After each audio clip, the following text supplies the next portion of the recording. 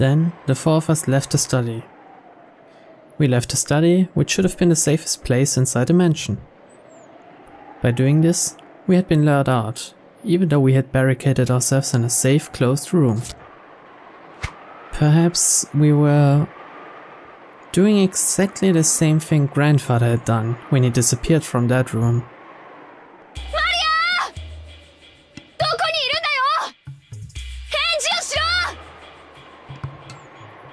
I listened closely, but didn't hear anything.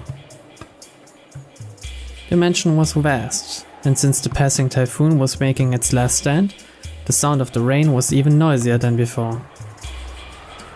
マリアちゃんは確か客までテレビを見たいと言ってたよね。階下に降りてみよう。そうですね。行ってみましょう。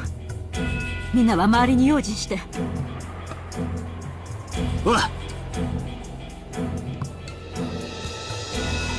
With Aunt Natsui in the center, her rifle readied and her finger on the trigger, we moved in a group, our backs together, checking our surroundings in all directions. It was just as though the magic of that magic circle, designed to spread discord, had worked. We had split up, and furthermore, had been dragged out into dangerous territory. In other words, even now, we were doing just what the culprit wanted us to do. This was a separate world where it wouldn't be odd for anything to suddenly occur. Aunt Natsui nervously pointed the barrel of the gun at every dark spot and shadow. It felt like that motion was out of fear rather than caution. But the rifle she held in her hand should have been a trump card that the culprit feared. 僕はずっと思ってたんだ。カノン君のように胸にあのアイスピックを突き刺すことは不可能ではないと思う。でも母さんたちのように頭蓋骨を打ち抜いて眉間に突き立てるなんて簡単なことじゃないと思うんだ。犯人はそれだけバカ力ってことか。多分あのアイスピックを飛ばす、あるいは打ち込む射出機のような武器があるんだよ。人力だけであれだけ深々と一つするにはあの絵は短すぎる。いずれにせよ頭蓋骨を打ち抜くほどに強力です。カノンの傷も肺にまで届いていたそうです。もし相手の姿を見ても決して前に出ないように。私の後ろから出てはいけませんよ。Just how sinister and frightening was the weapon that could shoot those creepy ice pigs? And could I do anything to combat it with just this candle stand in my hand? In the first murder, the culprit probably assaulted all four of our parents at once as they discussed the inheritance problem in the dining hall. And there were four of us here now. Apparently, I wasn't the only person thinking this. George Aniki, Jessica, and, of course, Aunt Natsui were stretching their senses to the utmost limit, in the highest and worst state of tension, slowly advancing one step, then another. What have we done? Because of the seeds of doubt spread by that one letter, we threw Maria and the rest into the middle of this terrifying world. We finally reached the first floor. The parlor was just across the hall. When we listened carefully, we could hear it faintly. Maria's eerie singing voice. She wasn't singing naturally, as though she were in a good mood. She was singing mechanically, like she was at a graduation ceremony and she'd been ordered to. The song she sang was just a common folk song, one that everyone has probably sung in school at one time or another. But why that, in the middle of the night, alone, with all her heart, over and over? Why? Right after leaving the study, we had called out in loud voices asking Maria where she was. But this time, no one said even a single word. We hid our breath and the sound of her footsteps, and intensely focused on our surroundings to the point of being completely high-strung, we stepped forward. The door to the parlor was closed, but we could hear Maria's singing voice through it. Aunt Natsu put her hand on the handle of the doorknob when George Aniki stopped her. 扉は僕が開ける。夏日おばさんとバトラ君は武器を構えてて。わかりました。気をつけて。開けると同時に攻撃してくるかもしれないぜ。ジョージ兄さん、注意して。じゃあ、行くよ。He tried to open it, but immediately felt the hard resistance of the lock. Aunt Natsu took the bundle of keys from her pocket and gave them to George. There were about 10 keys, and none of us had a clue which was which. Because of this, George had to fumble around loudly and test several of the keys. Since we had hidden our footsteps, preparing to make a surprise attack on the room, this felt almost fatal. The whole time we could hear Maria's voice from the parlor, singing the same song over and over. It was like a broken, crazy cassette tape. We'd been in that room almost constantly since morning. All the frightening things had occurred outside that room. That had left us with the impression that only this room was safe.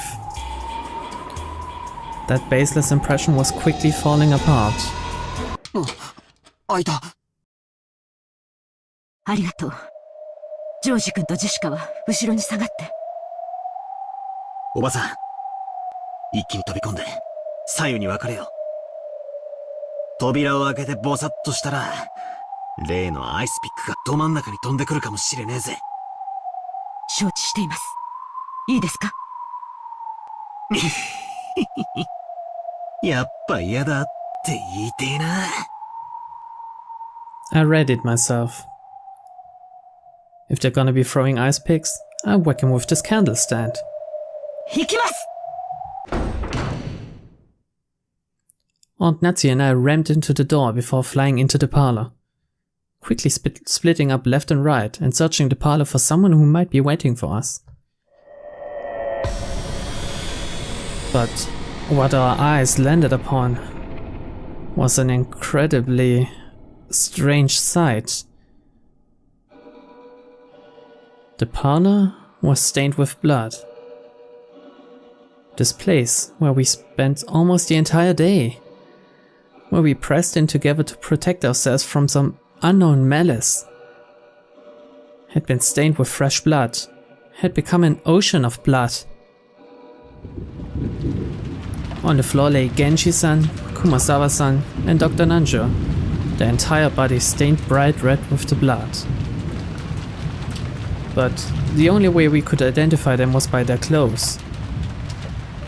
That was because... that's right. This is how the whole tragedy started.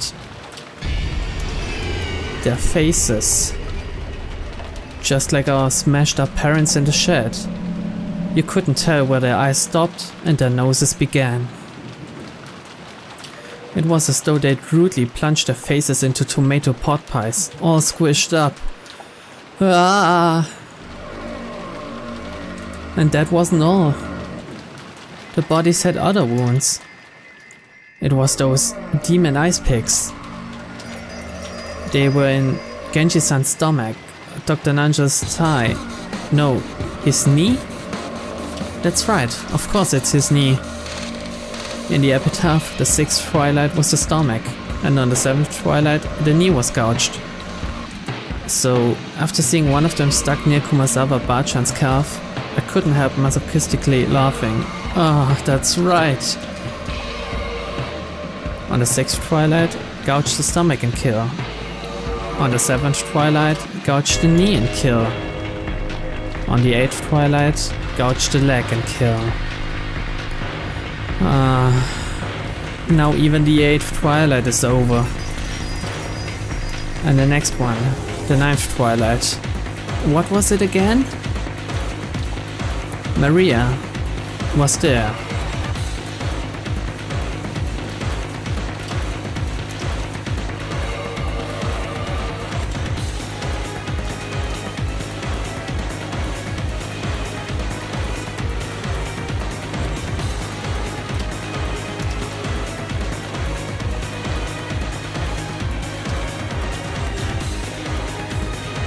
She was facing the wall in the inner part of the room, standing stock still, completely alone.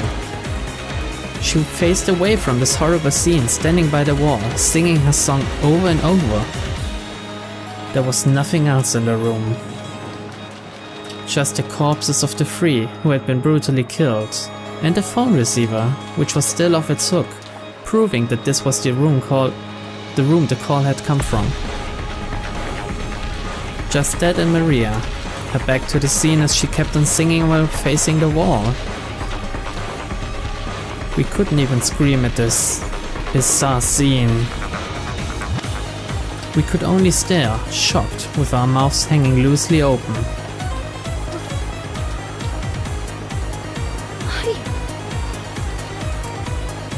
Jessica called out to her, but Maria showed no reaction. Alone, she kept singing on and on. We had come here trying to save Maria from some approaching danger.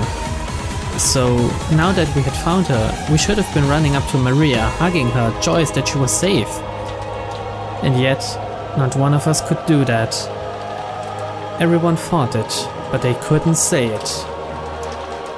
After all, because that's right, even if that's crazy.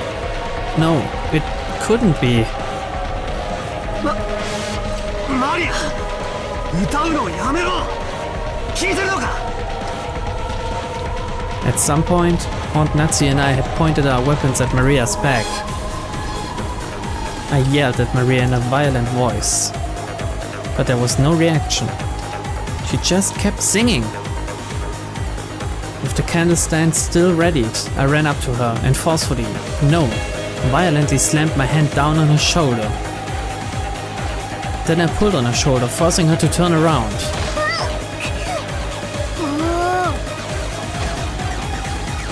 Maria's small body was quickly pulled down and fell. And, as though unhappy at having her singing interrupted, Maria looked into my face with her usual expression. Even in this gruesome situation, she was just like normal. マリア、これはどういうことなんだ? 誰がやった? おう、ベアトリーチェ。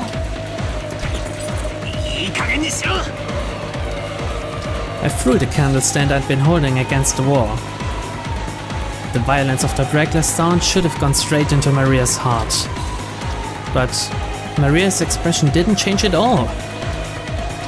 よすんだバトラ君。マリアちゃん、今度こそ君は3人を殺す犯人の顔を見たはずだよ。犯人は君に手紙を渡したというベアトリーチェなのかい？おう、ベアトリーチェ。ああ、ならこれで確定したぜ。19人目はいるんだよ。ベアトリーチェは実在するんだ。じゃあマリア、これくらいは教えてくれるよな。ヤツはこの3人をどうやって殺したんだ？何をどうやったらあんなむごい殺し方ができるんだ？知らない。知らねえってことはねえだろ。この部屋での出来事だぞ。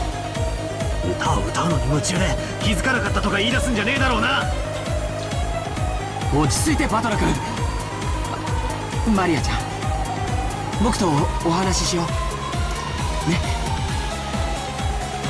George Aniki, as he always did, crouched down next to Maria so that their eyes met and talked to her very kindly. マリアちゃんはどうして壁を向いてお歌を歌っていたのかな？ベアトリーチェがここでね、壁を向いてお歌をずっと歌っていなさいって言ったの。じゃあベアトリーチェがここへやってきたんだね。その時にはまだ源氏さんたちは生きていたんだよね。みんなで客間に来て座ってた。源氏さんはちゃんと鍵をかけてたよ。確かに鍵はかかってたが、じゃあどうやってベアトリーチェは客間に入ってきたってんだよ。でもベアトリーチェは魔女だから鍵なんか関係ない。蝶々になって扉の隙間から通り抜けてきたんだよ。はあ？冗談も休み休み言いやがれ。そそんなわけねえだろ。お前は何を言ってやがるんだ。信じられないよね。だから言いたくなかった。どうせ言っても信じないの。でもベアトリーチェは魔女なの。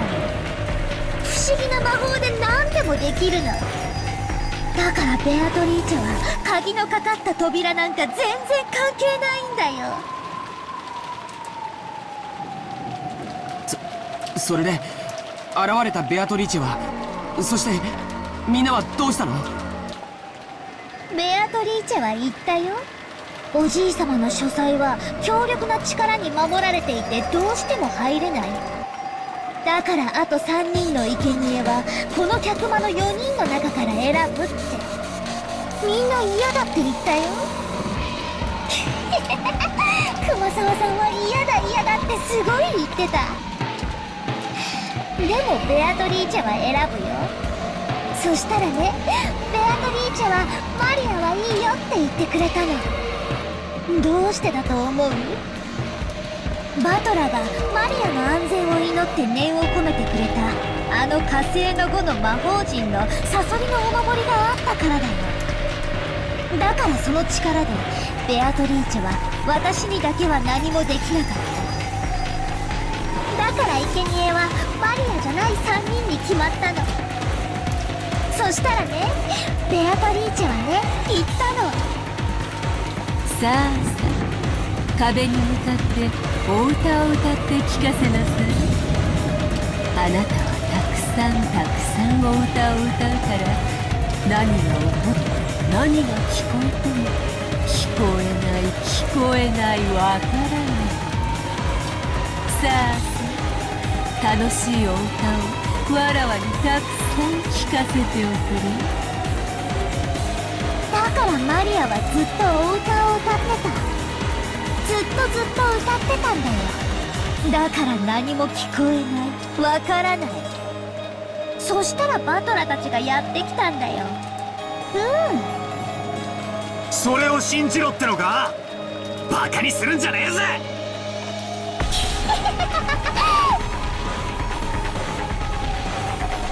マリアを疑う？マリアをこの場で殺してみる？そんなことしてもベアトリーチェはいなくならない。これで第8の番は終わったよ。ベアトリーチェは蘇る。ふざけんな。もうそんな話は金輪際ごめんだぜ。魔女なんているもんか。煙に巻かれてたまるか。俺は認めねえぞ。ベアトリーチェなんていいね。絶対に俺が認めねえ。だから存在なんかさせねえ。蘇りもさせねえ。伝説は永遠に伝説のままだ。この俺がそんなことを認めねえ。よせよバトラ。マリアが殺したわけでも見殺しにしたわけでもない。ベアトリーチェが来てマリアは抵抗できず従わざるを得なかっただけだぜ。あれ、夏日おばさん？おばさんがいない。あれ、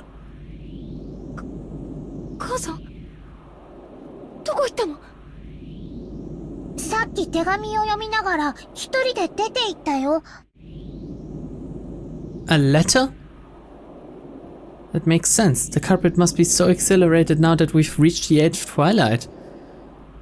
They might have left the letter so that they could brag even more. We were so wrapped up in questioning Maria that we forgot to look for a letter. But even as well armed as she was, why had she left the room by herself in this dangerous mansion after reading it? Jessica tried to chase after her and tugged at the handle to the door, but it resisted strangely and wouldn't open. 母さん、お母さん、何これ、開けて、開けて。 It was only natural. Natsu had picked up the candle stand which Battler had thrown at the wall and which had fallen to the floor. She had then skillfully wedged it between the doorknobs and the double doors like a bolt, holding them closed. The intricate design of the candle stand caused it to get caught solidly, and it really did make a sturdy seal on the door. The tragic scream of a daughter for her mother.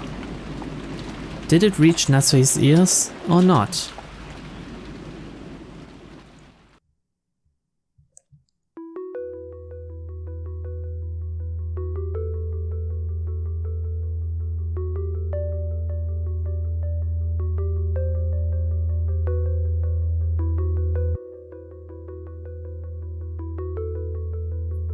Natsui's figure was alone in the entrance hall. It was the place decorated by the portrait of Beatrice. Natsui threw down Beatrice's last letter, the one she had read in the parlor. Readied her rifle again, and in a voice that rang clear, yelled in the massive space that was the entrance hall. 後宮家代表、後宮夏日です。姿を見せなさい。黄金の魔女、ベアトリーチェ。The entrance hall was dimly lit. Other than a faint light which shone in the center of the room, everything was blotted out by the jet black darkness. In that darkness, butterflies glittering in gold squirmed, twinkled, and sneered. Natsui gave one more huge gulp and pointed the cold barrel of the gun at the gold butterflies. ようやく姿を現しましたね。あなたのような存在は私は未だ信じることができない。でもそれは問題ではありません。後宮家の代表であると自負する私と後宮家の当主を引き継いだと自称するあなたが、今あなたが本当に魔女なのかどうかは今となっては些細な問題です。さあ決着をつけましょう。後宮家を真に引き継ぐ者はどちらか。この後宮夏日か、あなたベアトリーチェか。あなたの決闘の申し出、謹んでお引き受けさせていただきます。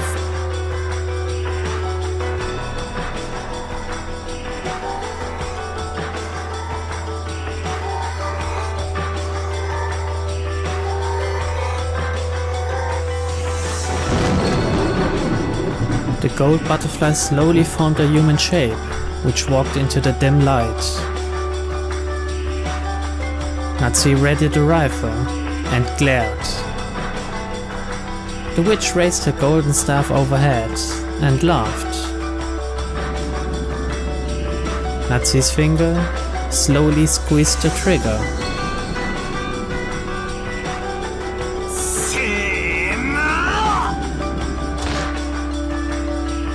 Battler made an all-out dash at the door and rammed into it, crushing the candle stand that had been barring it, and making it possible for a big gap to be opened in the door. He kept kicking the candle stand through that gap, and the door was finally released.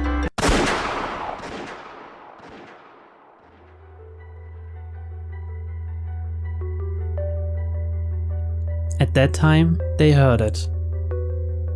They certainly heard the crisp sound of gunfire ring out once.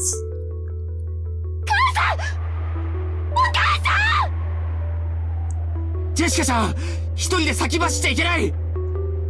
今のは銃声だぜ。夏代おばさんが撃ったんだ。At whom? At the culprit. The noise had come from the entrance hall. And the entrance hall looked like a stage. Like the heroine of a tragedy, on the ground and bathed in light. Arrayed in the beauty of that silence, Aunt Natsui lay face up, crumpled on the floor. Half crazed, Jessica ran up to Aunt Natsui.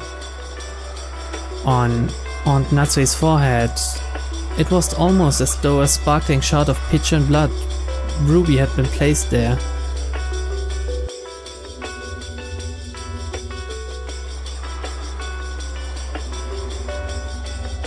And from it, one stream of blood makeup passed by her eye and began to traverse her face.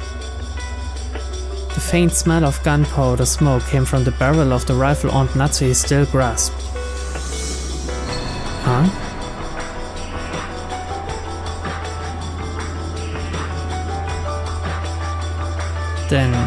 Then she shot herself in the forehead? Why?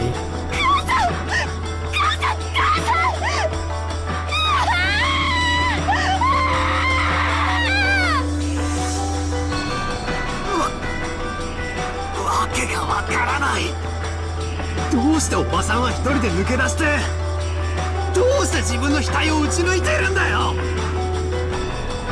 マリアちゃん、夏日おばさんは手紙を読んでから部屋を出たんだよね。手紙がない。そう、おばさんは何を読んで、どうしてここに誘い出されたんだ。知らねえぜ、知らねえぜ。そんなことはどうでもいいぜ。何なんだよ、どうして自殺なんだよ。私を置いてくんだよ。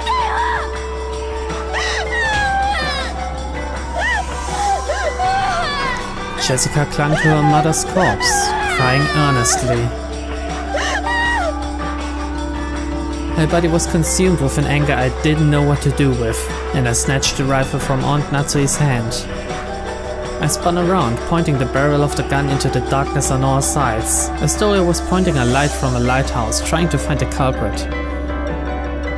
George Aniki, even in this situation, was trying to calmly figure something out, but that might have been a fruitless effort. And only Maria was completely indifferent. So, is this all supposed to be some kind of predetermined fate? No, that's not it. This is all a prelude to a wonderful world. The door to the Golden Land will finally open. 第9の晩に魔女は蘇り、誰も生き残れはしない。そして第10の晩に旅は終わり、黄金の里へ至るだろう。これで全部終わったね、ベアトリーチェ。おめでとう、おめでとう。だからマリアを導いて。あなたの話してくれた黄金鏡へ。今こそ。There, all of the dead will be revived, and even lost love will be restored.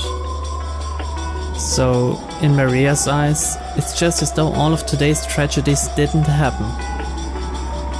It's as though all of the time she spent deprived of love never happened. いい加減にしやがれ。何が楽しい、何がおめでたい。この島には18人いた。14人死んだ。残りは俺たち4人だ。俺は絶対に死なねえぞ。夜が明けるまで、いや台風が過ぎ去ってまた船着き場に海猫たちが帰ってくるまで、俺は絶対に死なねえんだよ。生き残ってやる、生き残ってやる、絶対。よしなよバトラー。ベアトリーチェに銃なんて意味ないよ。それに生き残るも何ももうおしまいなんだよ。もう旅は終わったんだよ。ほら時計を見てごらん。Huh? The clock? Hearing those words, I looked at my wristwatch. Both needles were almost touching near the top. Very soon, it will be 12 at night. In other words, 24 at night. When you think about it, isn't 24 a strange time? It can be called 24 and it also can be called 0. It's the hour at the culmination of the previous day, and at the same time, it's our 0 as the next day begins. Maria suddenly called out happily and ran towards the darkness. It was almost as though Beatrice was somewhere in the darkness, and Maria was running up to her. As Jessica hugged her mother's corpse, As George Anike stood there, confused, I looked down the barrel of the rifle, gazing into the darkness.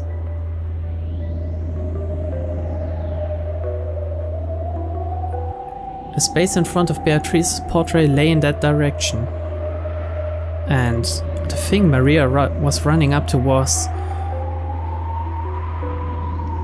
the portrait's subject. You've got to be kidding me. This is just impossible. Like I'd fall for something like this. Witches don't exist. I won't accept it. Something like you shouldn't exist, because this is a human world. You think I could accept something that's not human? I definitely won't accept it. When I pulled hard on the rifle's lever, the cartridge was ejected, fell on the floor, and a new cartridge was loaded. Then I sighted the witch down the barrel. Maria turned around. Still clinging to the golden witch, she turned around. だから意味なんてないってば。ベアトリーチに鉛玉なんて意味ないってば。バカだね、人間は。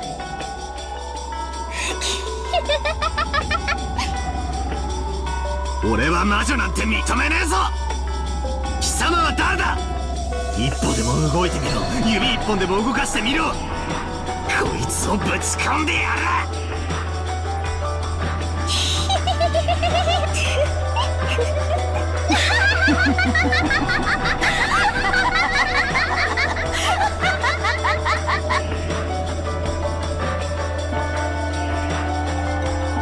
As the witch, no, the witches laughed. Even the large clock in the hall joined in on their laughter. It was probably telling us that the time was 24 o'clock. It was both a tone telling us that we had reached the culmination of this day, and a tone informing us that all had returned to nothing. The rule that the witch would win when time ran out had already been revealed. バトラー、ジョージ兄ちゃんにジェシカ、旅は終わって魔女は蘇ったよ。 And none shall be left alive. The witch shall praise the wise and bestow 4 treasures. One shall be all the gold from the golden land. One shall be the resurrection of all the dead souls. One shall be the resurrection of the love that was lost. One shall be to put the witch to sleep for all time. Sleep peacefully, my beloved witch, Beatrice.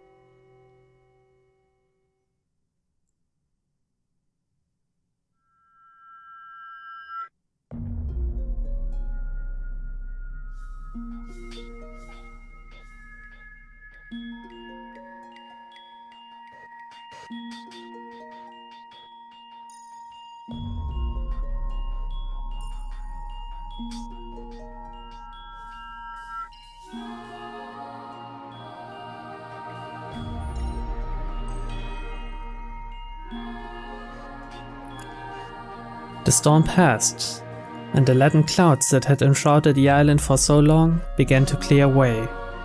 Sunbeams shone from the rifts between the clouds. Yesterday's storm seemed like a lie. Just as someone had wished, the seagulls returned to the harbor once again and let their lively cries be heard. Afterwards, the police arrived and conducted an investigation of the scene.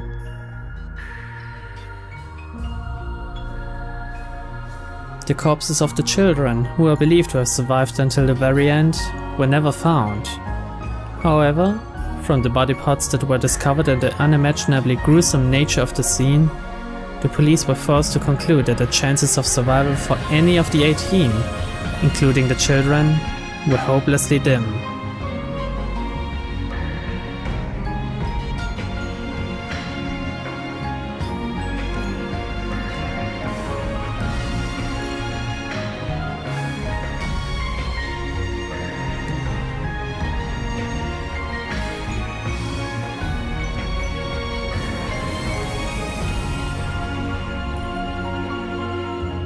Just how gruesome was the banquet of the witch, and how beautiful was the Golden Land? Those tales are for them alone, to tell amongst themselves. They have no tale for those who arrived after the banquet had ended. One can only but imagine what transpired during the course of those 2 days. However, the witch was fickle. She made a point of leaving behind this tale, which had no need to be told, and permitted it to be spread.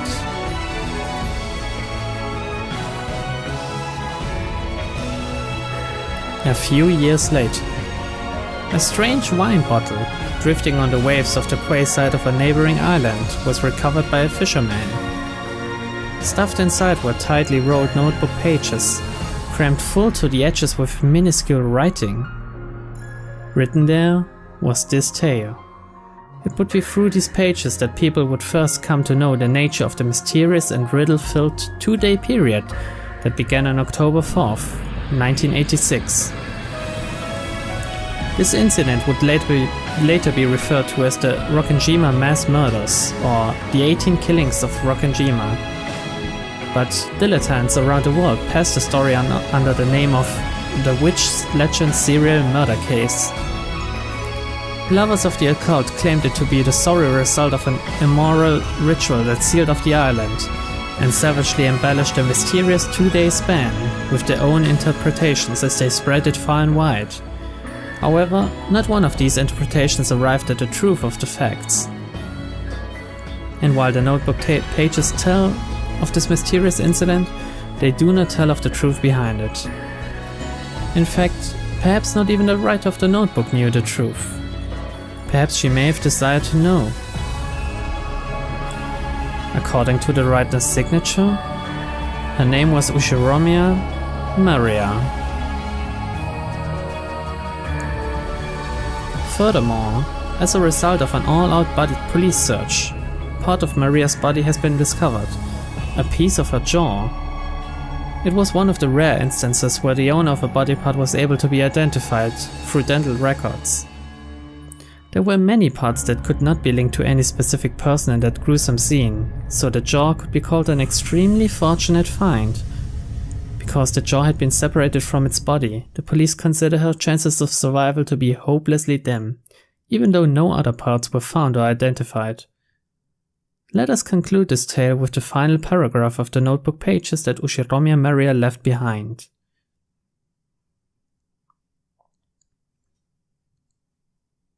By the time you read this, I will probably be dead, although there may or may not be a corpse. You who have read this, please uncover the truth. That is my only wish.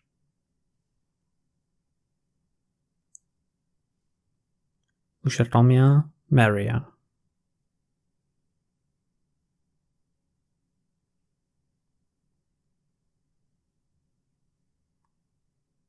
To this very day, the truth of the Witch Legend serial murder case has not been brought to light.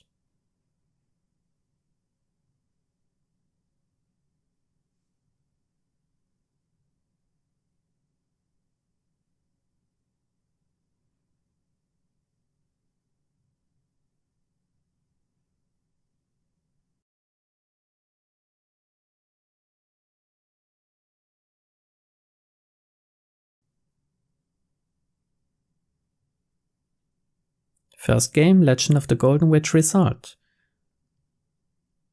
Ushiromiya Kraus, Ushiromiya Rosa, Ushiromiya Rudolph, Ushiromiya Kyrie, Servant Shannon and Servant Goda died on the first twilight, chosen by the key to the Golden Land and sacrificed.